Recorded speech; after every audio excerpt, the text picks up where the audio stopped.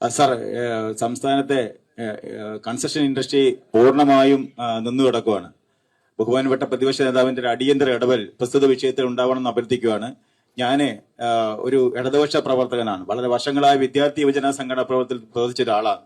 ഇതേപോലെ ധാരാളം സംസ്ഥാനത്തെ 10-50 ലക്ഷത്തോളം ആളുകൾ ഉപജീവനം കഴിയുന്ന നിർമ്മാണ കൺസ്ട്രക്ഷൻ മേഖല പൂർണ്ണമായി നിന്ന് കിടന്നിട്ടും ഗവൺമെന്റ് ഒരു ഇടപെടൽ നടത്തിയില്ല എന്ന് മാത്രമല്ല, ഞങ്ങൾ കഴിഞ്ഞ നവകേരള സദസ്സിന് സംസ്ഥാനത്തെ മുഴുവൻ ജില്ലകളിലും ഇതേപോലെ എല്ലാ മണ്ഡലങ്ങളിലും ധാരാളം പരാതി കൊടുത്തിട്ടും അത് കേട്ടിട്ട് ഒരു പരിഹാരം മാത്രമല്ല സാർ. ഞങ്ങൾക്ക് ഏറ്റവും അധികം സന്തോഷമുണ്ട് പ്രശ്നം പരിഹരിച്ചില്ലെങ്കിലും ബഹുമാനപ്പെട്ട പ്രതിപക്ഷ നേതാവും ഇവിടെ ഇരിക്കുന്ന UDF നേതാക്കന്മാരും ഞങ്ങൾ ഉന്നയിക്കുന്ന വിഷയം കേൾക്കാനും അതിൽ ഇടപെടുന്നു എന്നത് ആത്മാർത്ഥമായതുകൊണ്ടാണ് ഇടപെടുന്നത്. വളരെ സന്തോഷമുണ്ട്. കൺസ്ട്രക്ഷൻ മേഖല പൂർണ്ണമായി നിന്ന് കിടക്കുകയാണ്. വ്യവസായ വകുപ്പ് മന്ത്രി അദ്ദേഹത്തിന്റെ മണ്ഡലത്തിലെ ഒരു നേതാവിന് എത്തിച്ച കർണാടക, തമിഴ്നാട് ഉൾപ്പെടെയുള്ള അന്യ സംസ്ഥാനത്തു നിന്നാണ് നിർമ്മാണ വസ്തുക്കൾ ഇപ്പം കേരളത്തിലെ 8ഓളം ജില്ലകളിൽ ആവശ്യമായ നിർമ്മാണ വസ്തുക്കൾ വരുന്നത്. സാറേ, സാധാരണക്കാരായ താഴേക്കിടയിൽ സാധാരണക്കാരുടെ വീടുന്ന സ്വപ്നം സാക്ഷാത്കരിക്കാൻ പോലും താഴേക്കിടയിൽ കൺസ്ട്രക്ഷൻ മേഖല ഒന്നും നടക്കുന്നില്ല. ഇൻഡസ്ട്രി മുഴുവൻ നിന്നു, കരാറുകാരുടെ ജോലി നിന്നു, നിർമ്മാണ വസ്തുക്കളുടെ വില ക്രമാതീതമായി ഉയർന്നു.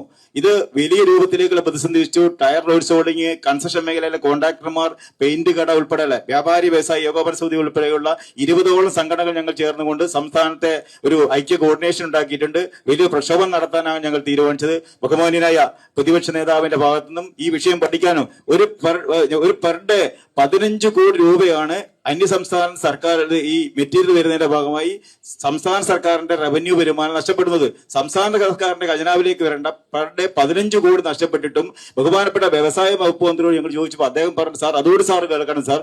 അദ്ദേഹം പറഞ്ഞത്, നിങ്ങൾ രാവിലെ ദോശ കഴിക്കുന്നില്ലേ, നിങ്ങളിതിന് ചെറുപയർ കറിയായി കഴിക്കുന്നില്ലേ, അത് നിങ്ങൾ ഇവിടുന്നാണ് വരുന്നത്, ആന്ധ്രയിൽ നിന്ന് വരുന്നത് എന്ന് ചോദിച്ച ഒരു വ്യവസായ മന്ത്രി.